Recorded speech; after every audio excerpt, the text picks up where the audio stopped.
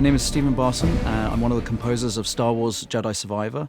And today we are going to be talking to some of the people who were involved in making the score and the people who were integral to the sound of the soundtrack and how great it sounds. We're honoured today to be joined by Raja Halder, who is a session musician in London and who is a mainstay of sessions here. So, Raja, thank you for joining us. It's a pleasure.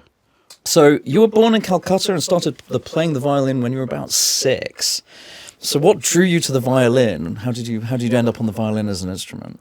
It's kind of a funny story. My mum used to drag me to my church every Sunday, and I hated going there.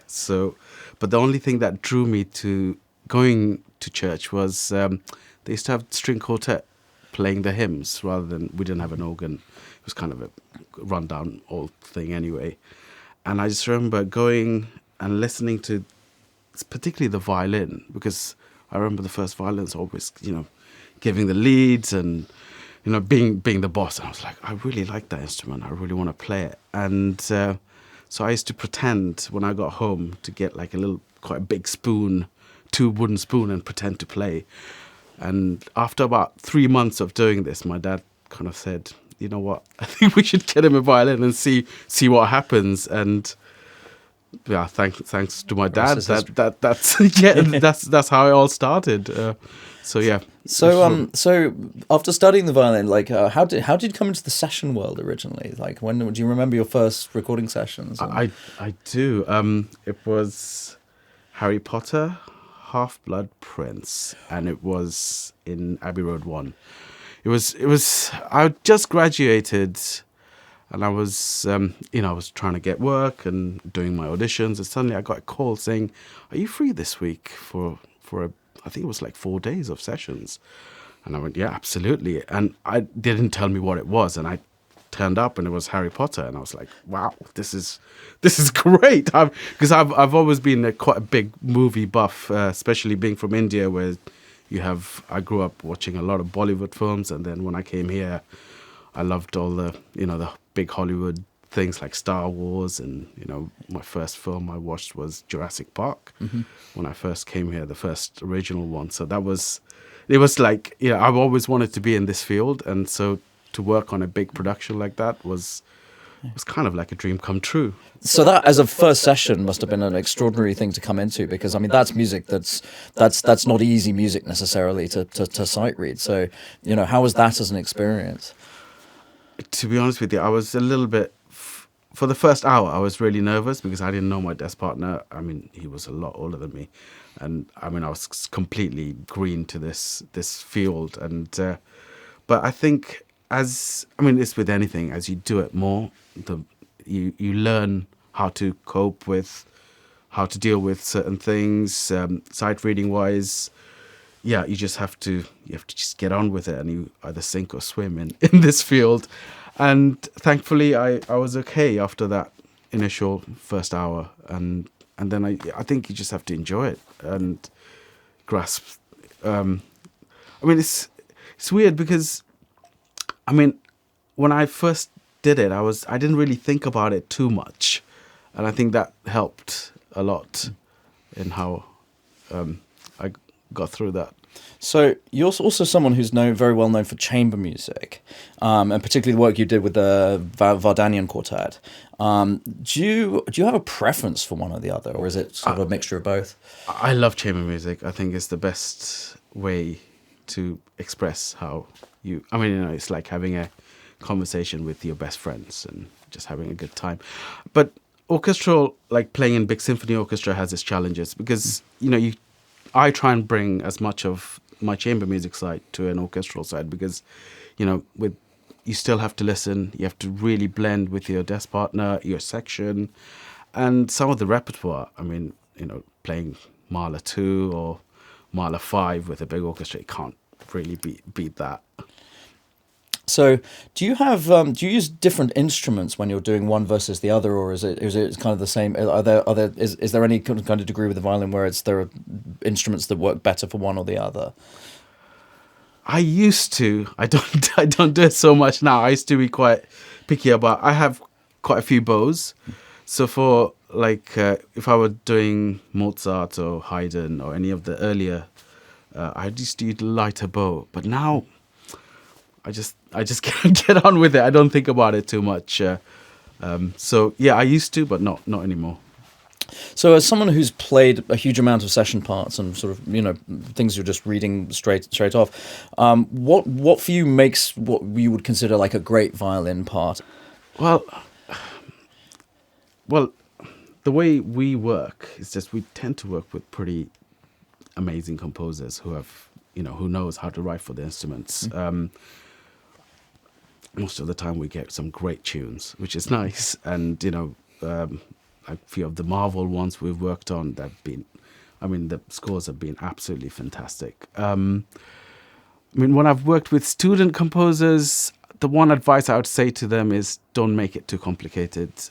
Make sure you know how it doesn't have to be just for the violin, just make sure how the instrument you're writing for, how it works, because there'll be times you do it on a sample and it sounds great, but it doesn't always work under the fingers. So that's the only advice I would give a young composer. So you're somebody who both works on games but also plays them. So are there any games you've worked on that you've subsequently played, and then what's that experience like of hearing what you've recorded sort of in situ, as it were?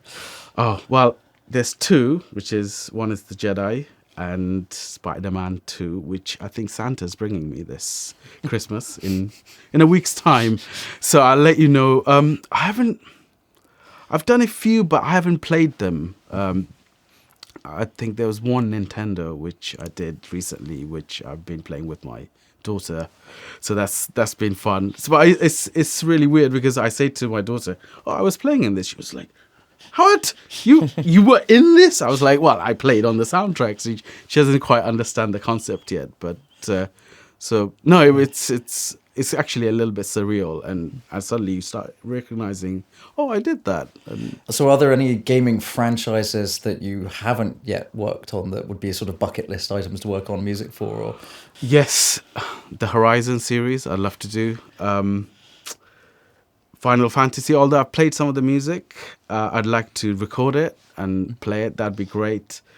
Any of the Mario stuff I'm a big fan of. Also Mortal Kombat, but that's more fighting, so I don't know. Maybe the story side of it, that'd be nice to do. But yeah, definitely Horizon and Final Fantasy. So as someone who, it sounds like you gravitate more to stories and video games. What are you the sort of gamer that kind of likes to, kind of look in every nook and cranny, like look 100% a game? Is that your yes, style? Absolutely. At the moment I'm playing the Harry Potter. Hogwarts Legacy. Hogwarts Legacy, and I'm like, oh yeah, it's taking me hours to complete it, but it's incredible. I do spend a lot of time trying to open every single thing, and I recently completed Mario Odyssey, and I remember I was obsessed with getting every single one of the moons, although I didn't need it. So it's I'm one of those gamers. Yes.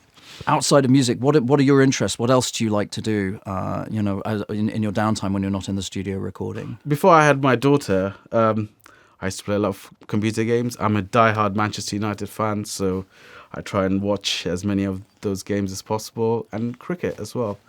And I love eating, and so I like cooking. But now I tend to play a lot of video games with my daughter. That's as an excuse. And yeah, it's I guess those are my hobbies, really. Yeah. So, if finally, what sort of tips would you have for young violinists or any instrument really who are looking to get into this world? Well, sight reading. That's my.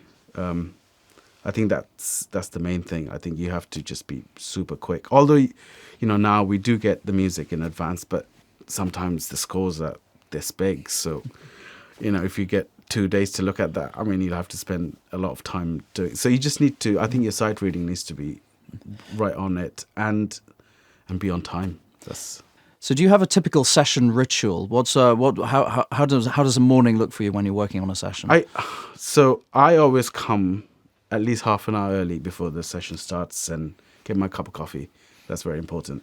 And then I do about 10 minutes of scales if I can, quietly. And then, because it's such a long day, you try and have, always think about, sitting straight, not slouching too much.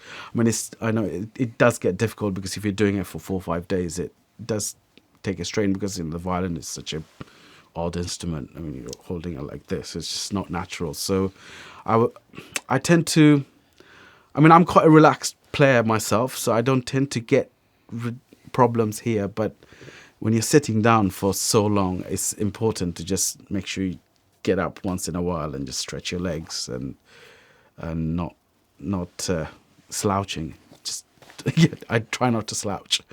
Raja, thanks so much for being here. It's been a pleasure. Pleasure. Thank you very much.